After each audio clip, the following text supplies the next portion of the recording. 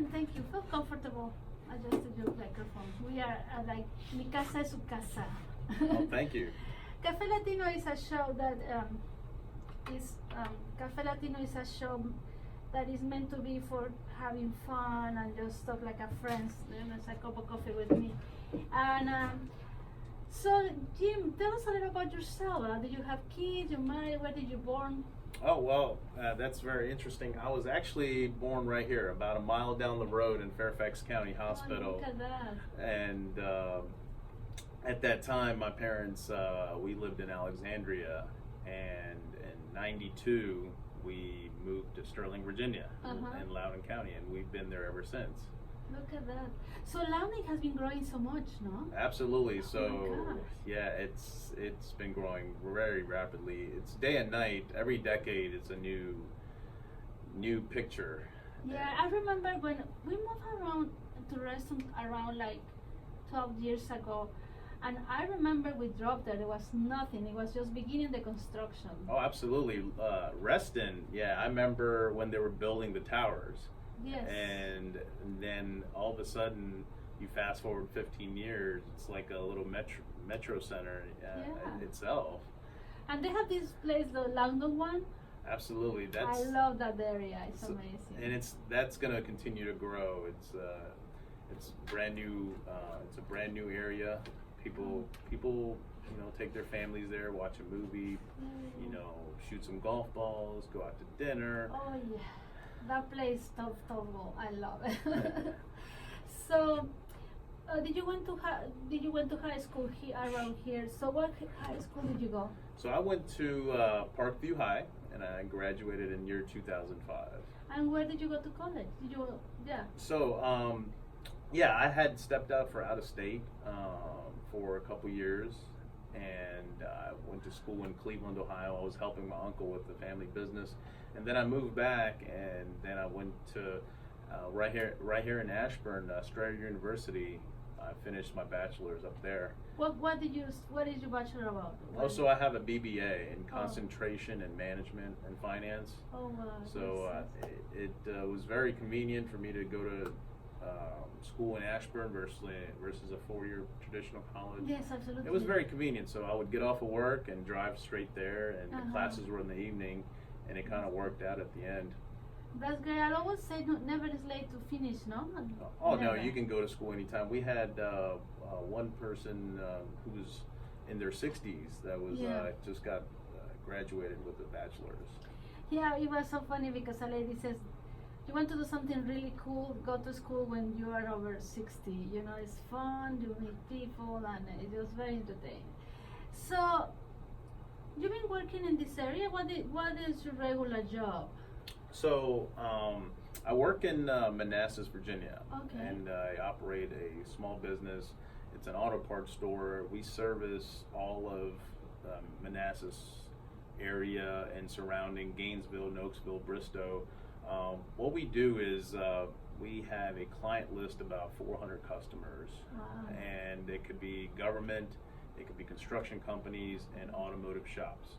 So they use us for their automotive needs every day. So either the customer will call, hey, I'm working on this kind of vehicle today, and these are the parts I need. Do you have them, and when can you have them, and please send them. So we have about a fleet of 8 vehicles, and I have a roster of about 20 people that work for me. That's awesome. And every day it's a very, very fast-paced environment because people are calling and they want their products shipped right away. So we fulfill the orders and we bill them and invoice them, and then they receive their product. And automotive shops, how they operate is they'll have 2 to 3 bays where they can work on vehicles. In a typical day, you have maybe 10 hours, 12 hours. And if you have 3 bays, that's equals 36 hours. But what the shop is trying to do is take that 36 hours and turn it into 60 hours. They want to take as many cars as they can. And that's how they stay in business. So in my business, time is everything. If I can't get the product to the customer, they're going to call us someplace else. And it's a competitive business. We have about 13 parts stores in Manassas. I can't believe it that. I when I was in Mexico, my brother-in-law used to do that, and I was just always wondering. There's so many pieces. Oh Absolutely. my God! I was like, how you will know which? There's so many numbers, so many things, and it was unbelievable. So you've been learning a lot. I can imagine. Yes, over the years. So I've been in the business, I would say about 13 years. Oh wow! And every day, well, technology changes too. Oh, of course. So when I first started, the ignition systems on the car was completely different to what we have today. Yeah. There was actually a lot more parts required for a tune-up 10 years ago, 15 years ago. Okay. Now a tune-up's maybe 2 parts, 3 parts. Wow. So the technology advances, and now with technology even more, it's advancing even more with electric cars Yes. and more environmental friendly cars. So yeah, we have to learn those things all the time. Yeah, it was so funny because I remember I don't know how it's called, carburador, but I remember a piece Carburetor. Yes. Yeah, the gasoline goes in. Yeah. So my brother was very hands-on, and I used to have this Datsun car when I was younger. Well, when I was in Mexico, I'm very young. So my car was sold, but he would teach me how to do it. Like, you have a problem, just open this, do this. He was teach me how to different parts of the car. And it was, I cannot learn different things. And I remember when I moved to the United States and I bought for first time in my life a car here. It was electric car, hybrid, Ford hybrid, like the first versions of the hybrids, 4.5. And I was opening it like, what? This is totally different, like totally different cars. Absolutely. So carburetors, those are like 25-year-old technology. Yes. And that's how the fuel was delivered to the engine back in those days. So now everything is direct injection, so the fuel goes directly into the poured into the engine, and our cars are more fuel efficient than they were 25 years ago. Yeah, no, it's unbelievable. So we are going to take a little time. Well, we put a little ad, and then we come back with you. We are here in Cafe Latino, and if you have any questions or you wanted to call us, the telephone number is 703-560-8255. And you can also, there's around 8,000 people listening us today. If you wanted to do any questions, give us a call or visit Radio Fairfax, and you can also see us there. You're listening to Radio Fairfax. We are Fairfax County's public access. 749-1102 or visit our website www.fcac.org/orientation.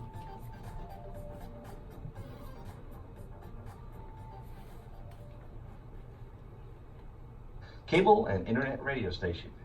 We are Radio Fairfax. So we're here in Radio Fairfax with Jimmy. Yeah, it's Jimmy. You're right. You said it right. It's just, my husband is called James, and he had to be called Jimmy, so we have to call him Jimmy. Absolutely. So tell me about your life. Are you married? Oh no, not currently married. Hopefully in the near future. Oh, that's great. That's great. So recently I noticed you are running for a very, very unique position that is the Board of Soil and Water. It's called. Yeah, so it's called the Soil and Water Conservation District, and the board. It's kind of like a board of supervisors, but it's a board just for the conservation district. Okay. In the state of Virginia, we have 47 districts, and they all have directors. Okay. And in Loudoun County, we have 5 directors that are on the board. 2 are appointed by the governor, and 3 are elected. Okay. So this coming November 5th, on the ballot, you'll see 6 candidates for the Soil and Water Conservation District, but the voters get to pick 3 out of 6. Okay. That's very unique for this position. I know, and but the people would like to know what exactly what kind of decisions have been taken in this board. Well, It's so basically they're conservationists. It's in a department where actual people actually work, environmental conservationists work. Okay. And I couldn't say much for Fairfax, but in Loudoun Yes. County, we have farmland in western Loudoun, and the conservationists will go to the farm site, and their job is to support the farmers in their soil needs, and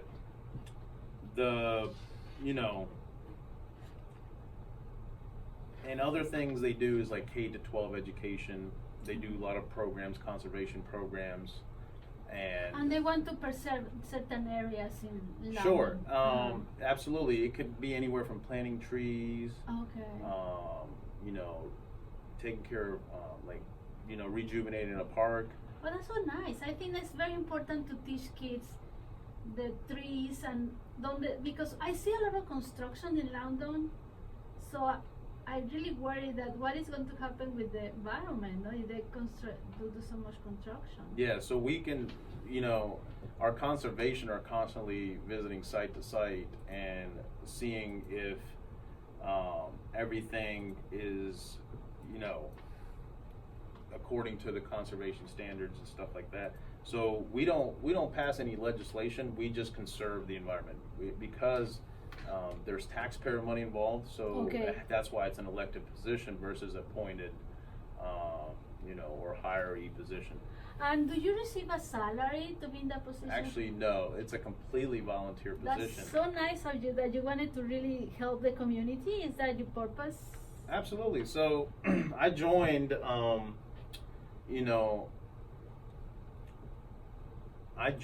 basically to, help out my county in whatever way I can. So it's just coming from your heart that you really wanted to, to be the change for the people, for the community. Absolutely. And I'm looking forward, hopefully the voters will decide basically who wins this coming election, and I'm looking forward to getting to work. Yes. And so when you're running for a school for this position, it's like any other position that you have to knock doors. Tell me about it. Oh, so yeah, so since it is elected position, Yes. We do have to campaign. I mean, to get the name out. Yes. Since it's 3 elected positions and 6 people are running, Yeah. we definitely do similar things what any elected candidate would do.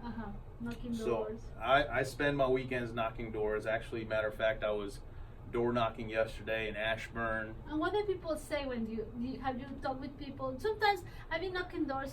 Sometimes I have not had luck to talk with people because maybe they're out or something. Have you have any luck? Oh yeah, absolutely. So I would say, I think that I've been fortunate to meet with people, That's wonderful. and usually I have about a 50% turnout. Oh my God, that's incredible. Last weekend I was knocking doors and only 20% of the people opened doors. Tell me something that you think that was interesting when you're knocking the door. Well, a lot of people don't know what it is. Exactly. So you spend time explaining So them. I talk to them, and they're like, "Why is it important?" I'm like, "Well, it's taxpayer dollars, Yes. and we want to make sure, as a director, I'll be in charge of that fund. We have about $1 million budget, and it could be, Wow. and it could grow even larger.